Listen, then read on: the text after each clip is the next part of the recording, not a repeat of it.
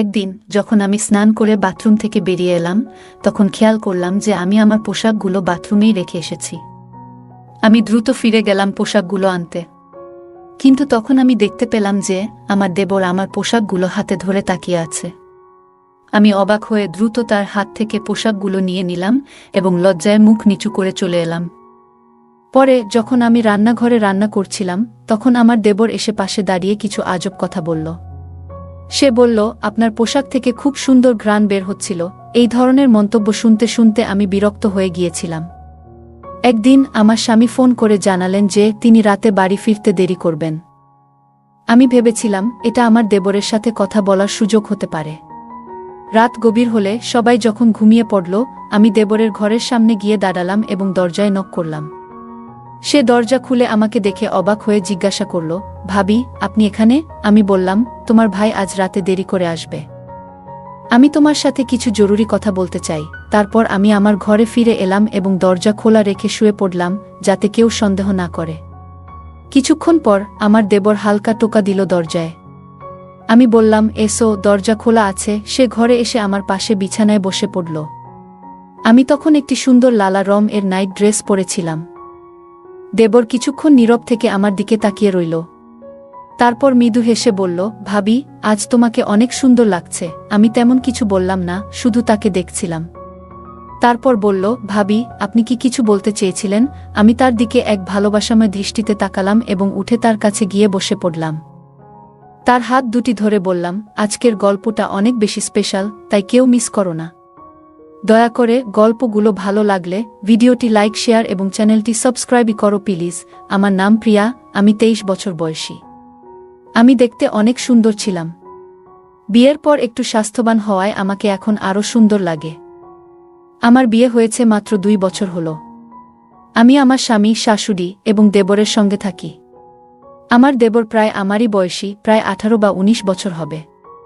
সে সব সময় আমার আশেপাশে ঘুরঘুর করে এবং কখনো কখনো আমাকে অদ্ভুত দৃষ্টিতে দেখে। আমার মনে হতো সে আমাকে মনে মনে অনেক পছন্দ করে, কিন্তু কখনো মুখে তা বলার সাহস পায়নি। কিন্তু সারা দিন দেবর আমার পিছনে পড়ে থাকে।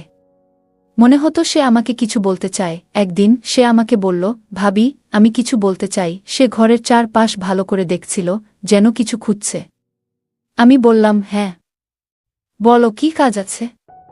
আমি সব সময় তোমার সাহায্য করতে প্রস্তুত। তুমি তো আমার ছোট ভাইয়ের মতো। এটা শুনে তার মুখে এক হাসি ফুটে উঠল। সে বলল, ভাবি, আমি বিয়ে করতে চাই। আমি হেসে বললাম, এটা তো খুব ভালো কথা, কিন্তু বিয়ের জন্য তো একজন মেয়ের প্রয়োজন। তখন সে বলল, ভাবি, তাই তো আমি আপনার কাছে এসেছি। আমি বুঝতে পারলাম সে কি বলতে চাইছে। দেবর বলল, ভাবি, আমি আপনার মতো একজন মেয়েকে বিয়ে করতে চাই। এটা শুনে আমি মনে মনে হাসলাম, কারণ আমি বুঝতে পারলাম সে আসলে আমার বোনের কথা বলছে। আমার বোন আমার থেকে একটু ছোট এবং আমার দেবরের জন্য উপযুক্ত ছিল। তাদের মধ্যে বয়সের পার্থক্য ছিল মাত্র 2 বছর। দেবর আমাকে তার কল্পনার মেয়ের গুণাবলী বলতে লাগল, যেমন সে কি চায়। আমি বললাম, তুমি চিন্তা করো না, আমি ঠিক তোমার পছন্দ অনুযায়ী একজন মেয়ে খুঁজে দেব। শুধু বিয়েতে রাজি হও। তারপর আমি সবকিছু নিজের নিয়ন্ত্রণে নিয়ে নিলাম। আমার দেবর এই কথা শুনে কিছুটা খুশি হলেও সে চিন্তায় ডুবে গেল। কিছুক্ষণ চুপ থেকে সে বলল, ভাবি, আপনার কাছে একটা কথা বলতে চাই, তবে অনুগ্রহ করে রাগ করবেন না। আমি এমন কাউকে বিয়ে করতে চাই যার চরিত্র এবং স্বভাব একেবারে আপনার মতো হবে, আপনার মতো এত সুন্দর হবে। আমি মৃদু হাসি দিয়ে বললাম, আমি জানি তুমি আমার ছোট বোন তানিয়াকে পছন্দ করো। কিন্তু সে মাথা নেড়ে বলল, না ভাবি, আপনি আমার কথার আসল অর্থ বুঝতে পারেননি। এই কথা বলে সে চুপচাপ ঘর থেকে বেরিয়ে গেল। আমি কিছুটা অবাক হয়ে তার দিকে তাকিয়ে রইলাম। আমি ভাবতে লাগলাম, হয়তো সে লজ্জায় তানিয়ার নাম বলেনি এবং সেই কারণেই সে কথা না বলে চলে গেল। আমি সিদ্ধান্ত নিলাম যে প্রথমে আমার বাবার সাথে এই বিষয়ে কথা বলবো, তারপর আমার দেবরকে এই খবর জানাবো। পরের দিন আমি দেবরের কাছে গিয়ে জিজ্ঞাসা করলাম, তুমি কি সত্যিই তানিয়াকে পছন্দ করো? সে লজ্জা পেয়ে বলল, ভাবি, তানিয়া আর আমি? এটা তো আকাশের চাঁদ ছোঁয়ার মতো ব্যাপার।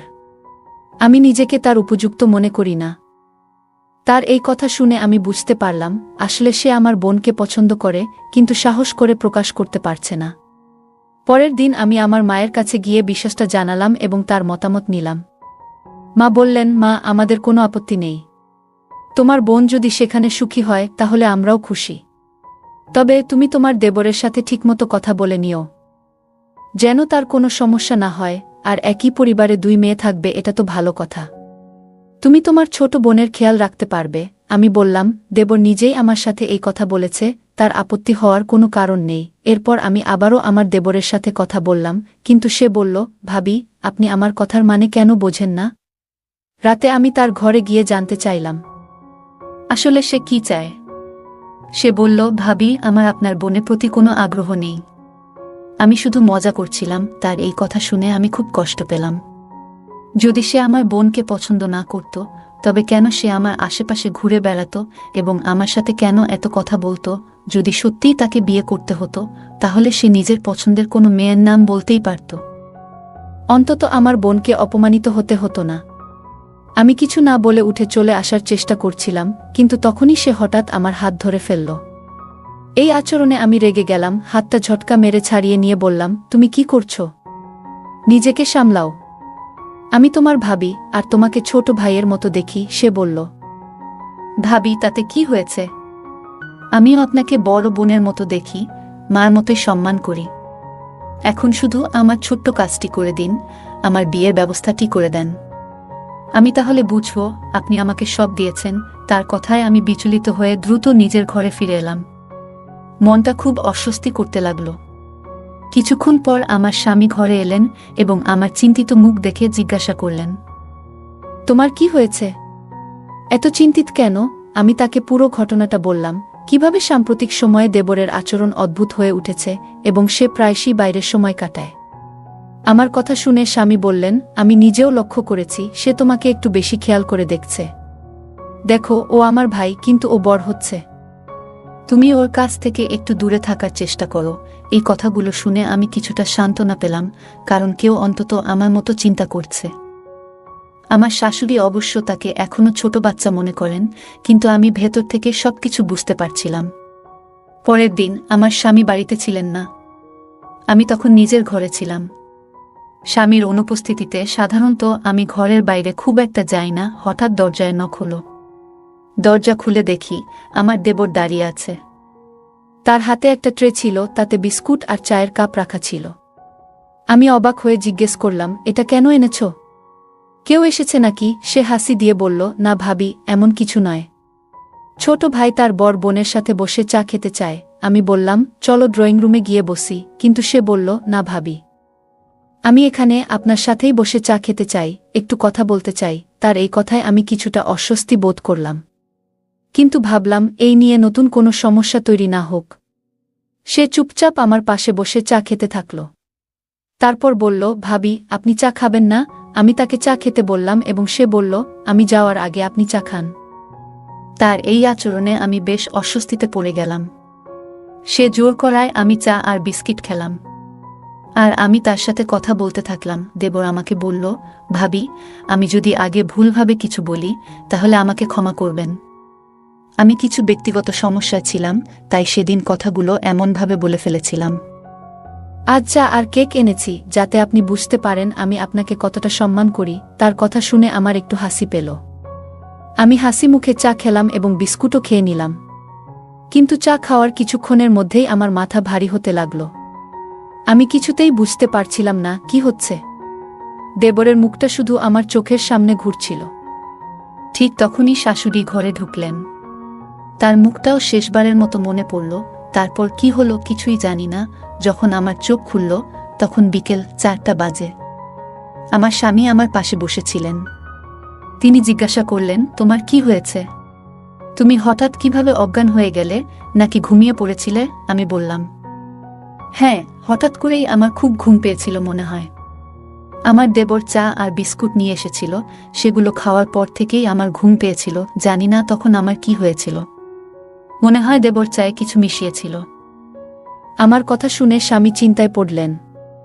বললেন, দেবর সত্যিই তোমার জন্য চা নিয়ে এসেছিল? ও তো আমার ভাই, তোমার জন্য এমন কিছু করবে কেন? তাছাড়া মাও তো তখন ঘরেই ছিলেন। হতে পারে তুমি স্বাভাবিকভাবেই ঘুমিয়ে পড়েছিলে। তোমার এত চিন্তা করার দরকার নেই। স্বামীর কথা শুনে আমি চুপ হয়ে গেলাম। কিন্তু সত্যি বলতে আমার ভেতরে একটা অদ্ভুত অস্বস্তি হচ্ছিল। আমার খুব ভয় হচ্ছিল, কারণ জানি না ঘুমানোর পর আমার সাথে কি কিছু খারাপ হয়েছে নাকি। কারণ দেবর তো সব সময় আমার পিছনে ঘুর ঘুর করত। আমার শাশুড়ির উপস্থিতিতে আমার মনে আর কোনো সন্দেহের সুযোগ ছিল না। আমি যখন তার সাথে কথা বললাম, তখন তিনি কিছু অস্বাভাবিক কিছু বললেন না। তিনি একজন ভালো মানুষ, কারো ক্ষতি বা খারাপ কিছু ভাবতেন না। আমি তাকে অনেকবার জিজ্ঞাসা করেছিলাম, আপনি তো তখন আমার সাথে ছিলেন, কিছু অদ্ভুত দেখেছেন কি? তিনি উত্তর দিলেন, বুমা, তুমি হঠাৎ অসুস্থ হয়ে পড়েছিলে। তোমার দেবর বলছিল হয়তো তোমার দুর্বলতা হয়েছে, তাই বিশ্রাম নেওয়া দরকার। আমি তখনও পুরোপুরি নিশ্চিত হতে পারছিলাম না ঠিক কি হয়েছিল। কিছু দিন এভাবেই কেটে গেল। একদিন রাতে আমি আর আমার স্বামী পরিবারের নানা বিষয় নিয়ে কথা বলছিলাম। হঠাৎ আমার চোখ জানালার দিকে চলে গেল, আর দেখলাম যেন কেউ জানালার পাশ থেকে দ্রুত সরে গেল। আমি অবাক হয়ে গেলাম, কারণ জানালাটা বাড়ির ভেতরের দিকে ছিল, আর মেইন গেট তো রাতের বেলা সবসময় তালা দেওয়া থাকে। আমি নিশ্চিত ছিলাম যে এটি আমার দেবর ছাড়া আর কেউ হতে পারে না, তবে আমি তখনই আমার স্বামীকে এ ব্যাপারে কিছু বললাম না। প্রথমে আমার দেবরের আসল সমস্যাটা কি তা বুঝতে চাইলাম। তার এমন অদ্ভুত আচরণের পেছনের কারণটা জানাটা আমার জন্য খুবই গুরুত্বপূর্ণ হয়ে উঠল। একদিন আমি গোসল করে বাথরুম থেকে বের হয়ে দেখলাম যে ভুল করে আমার জামাকাপড় বাথরুমেই রেখে এসেছি। তাড়াতাড়ি ফিরে গিয়ে কাপড়গুলো নিতে গেলাম। তখন দেখি আমার দেবর হাতে আমার পোশাকগুলো ধরে রয়েছে। আমি কিছুটা বিস্মিত হয়ে তার হাত থেকে কাপড়গুলো নিয়ে নিলাম এবং লজ্জায় মাথা নিচু করে সরে এলাম। পরে যখন আমি রান্নাঘরে ব্যস্ত ছিলাম, তখন আমার দেবর এসে পাশে দাঁড়িয়ে হঠাৎ অদ্ভুত কিছু বলল। সে বলল, তোমার পোশাক থেকে দারুণ একটা মিষ্টি গন্ধ পাচ্ছিলাম। আমি তাকে কিছু বললাম না। আমি তাকে সেখান থেকে চলে যেতে বললাম।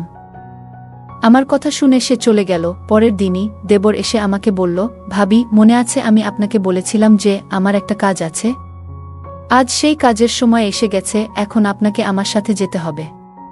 তাড়াতাড়ি প্রস্তুত হন। তার কথা শুনে আমি অবাক হয়ে গেলাম। কোথায় যাচ্ছি? আগে বলো, নইলে আমি যাব না। আমার কথা শুনে সে মাথায় হাত দিয়ে বলল, চলুন, আগে মাকে বলিও না, তাহলে আর কোনো সন্দেহ থাকবে না, কারণ মা সবসময় আমাকে নিয়ে সন্দেহ করে। সে একটু বিরক্তির স্বরে কথা বলছিল, আর আমি বুঝতে পারলাম হয়তো আমার তাকে এভাবে প্রশ্ন করা ঠিক হয়নি। তাই চুপ হয়ে গেলাম। বললাম, ঠিক আছে, যেমন তুমি বলছো তেমনই করব। সে খুশি হয়ে গেল। আমরা বাইকে উঠে বাড়ি থেকে বেরিয়ে পড়লাম। তার বাইকে উঠা দেখে সে ভীষণ খুশি হয়েছিল, কিন্তু আমার কিছুটা অস্বস্তি লাগছিল। কিছুক্ষণ পর আমি জিজ্ঞাসা করলাম, আমরা কোথায় যাচ্ছি? সে উত্তরে বলল, ভাবি, আমি একজন মেয়েকে খুব পছন্দ করি, আর এ পছন্দ সাধারণ নয়। আমি তাকে খুব গভীরভাবে ভালোবাসি। দুনিয়াতে একমাত্র সেই মেয়েটাই আছে যাকে আমি মন থেকে ভালোবাসি। কিন্তু আমি জানি আমার মা তাকে কখনোই মেনে নেবেন না, কারণ মা চায় তার বুমা প্রচুর সম্পদ নিয়ে আসুক। কিন্তু আমি চাই এমন একজন মেয়ে যার পরিবার সৎ ও গরিব। দেবর বলল, রুমি খুব সুন্দর, শিক্ষিত এবং ভদ্র মেয়ে, তবে তার পরিবার খুব গরিব। এসব কথা বলে সে চুপ হয়ে গেল। আমি লক্ষ্য করছিলাম যে সে বাইকটি এক অচেনা এবং নির্জন পথে নিয়ে যাচ্ছে। আমি তার কথায় মগ্ন ছিলাম, তাই কিছুটা ধাঁধায় পড়ে গেলাম।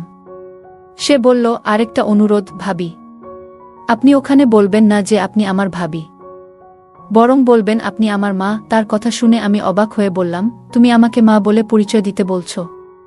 আমাকে তো খুব বয়সে ছোট দেখায়। তখন সে বলল, ভাবি, ওরা এসব বোঝে না। আমি বলে দেব যে আমার মা নিজেকে খুব ভালোভাবে যত্নে রেখেছেন, তাই তাকে এত তরুণ দেখায়। আমি তার কথা শুনে হাসলাম, কিন্তু তার বাইক যেদিক নিয়ে যাচ্ছিল তা দেখে আমার মন খারাপ হতে শুরু করল। মনে মনে ভাবতে থাকলাম, আবার কোনো বিপদে পড়ব নাকি, কারণ দেবরের আবভাব ভালো লাগছে না আমার। বাইকটি একটি নির্জন স্থানে থামল, আর আমার মনে অস্বস্তি শুরু হলো। আমি ভাবছিলাম, কি করতে যাচ্ছে সে? আমার স্বামীকে না জানিয়ে তার সঙ্গে চলে এসেছি।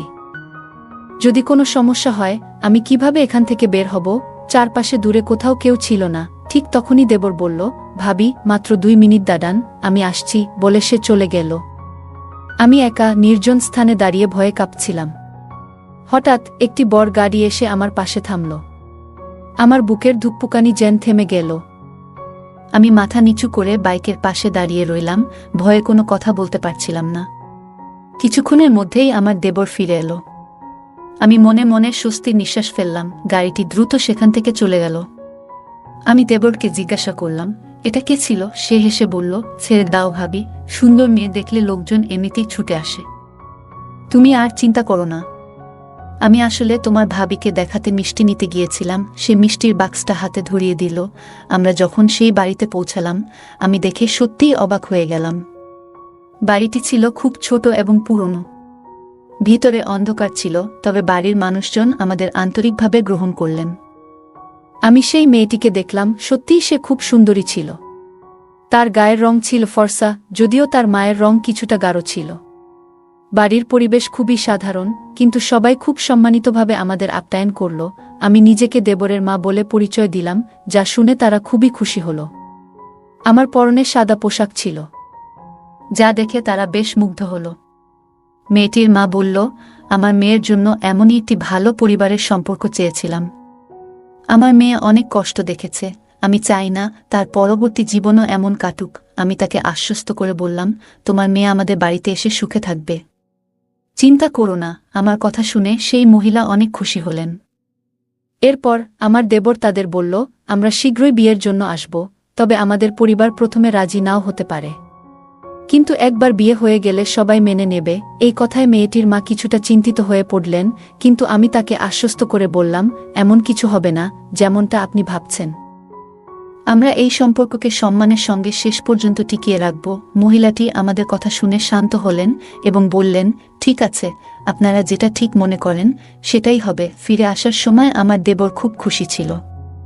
সে বলল, ভাবি, তোমাকে অনেক ধন্যবাদ। তবে বাড়িতে এই কথা বলো না। মা আর ভাইজা এই বিয়েতে রাজি হবে না। তবে একবার আমি বিয়ে করে নিলে তারা আর কিছু বলতে পারবে না। আমি জানতাম না এখন আমাকে কি করা উচিত, কিন্তু আপাতত আমি দেবরের কথা মেনে নিলাম। তবে আমার মনে একটা বড় সন্দেহ রয়ে গেল যে সেই চা খেয়ে আমি হঠাৎ বেহুশ কেন হয়ে গেলাম। আমি তাকে জিজ্ঞেস করলাম, তুমি চায়ে কি মেশালে যেটা খেয়ে আমি বেহুশ হয়ে গিয়েছিলাম? সে অবাক হয়ে বলল, ভাবি, আপনি কেমন কথা বলছেন? আমি এমন কিছু করব কেন? আমি তো শুধু আপনাকে খুশি করার জন্য চা বানিয়ে নিয়ে এসেছিলাম। তার কথাগুলো শুনে সত্যিই মনে হচ্ছিল। যাই হোক, কিছুক্ষণ পর আমরা দুজনেই বাড়ি ফিরে এলাম। আমি খুব ক্লান্ত ছিলাম, তাই সরাসরি আমার ঘরে চলে যেতে চাইলাম। কিন্তু হঠাৎ করে আমার মাথায় প্রচণ্ড ব্যথা শুরু হলো, আর চোখের সামনে সব ঘুরতে লাগল। আমি পড়ে গেলাম। এরপর আর কিছু মনে নেই। যখন জ্ঞান ফিরল, তখন আমি হাসপাতালের বিছানায় শুয়েছিলাম। পাশে আমার শাশুড়ি, স্বামী এবং দেবর বসেছিল। সবাই খুব খুশি মনে হচ্ছিল। আমি জিজ্ঞাসা করলাম, কি হয়েছে? আমার শাশুড়ি বললেন, একটা ভালো খবর আছে। তুমি খুব শীঘ্রই মা হতে চলেছ। তাদের কথা শুনে আমি খুব খুশি হলাম। আমার স্বামী বললেন, তোমার অতিরিক্ত কাজের জন্যই তোমার এমন বারবার মাথা ঘুরছে। ডাক্তার বলেছে এখন তোমার শুধু বিশ্রামের প্রয়োজন। সবকিছু পরিষ্কার হয়ে গেল আমার কাছে। আমি ভুলভাবে আমার দেবরের উপর সন্দেহ করছিলাম, কিন্তু সে আসলে সারা দিন আমার পাশে থাকত, যাতে আমাকে তার সেই বিশেষ সম্পর্কের ব্যাপারে বোঝাতে পারে। আমি ভুল বুঝেছিলাম তার এই আচরণগুলো। এরপর থেকে আমি আর তাকে নিয়ে কোনো সন্দেহ করিনি। পরে আমি সবাইকে তার এবং সেই মেয়ের সম্পর্কের কথা জানিয়ে দিলাম। আমার বারবার বোঝানোর ফলে পরিবারও অবশেষে তাদের বিয়েতে সম্মতি দিল। আজ আমার বিয়ের 5 বছর কেটে গেছে। আমার একটি ছোট্ট মেয়ে আছে, আর আমার দেবরও তার সেই ভালোবাসার মানুষকে বিয়ে করেছে। তারা এখন খুব সুখে শান্তিতে জীবন কাটাচ্ছে। গল্পটা কেমন লাগলো জানাতে ভুলবে না। আরও মজার মজার রোমান্টিক গল্প শুনতে চাইলে ভিডিওটি লাইক, শেয়ার এবং চ্যানেলটি সাবস্ক্রাইব করতে এবং বেল আইকনটি ক্লিক করতে ভুলবে না। ধন্যবাদ।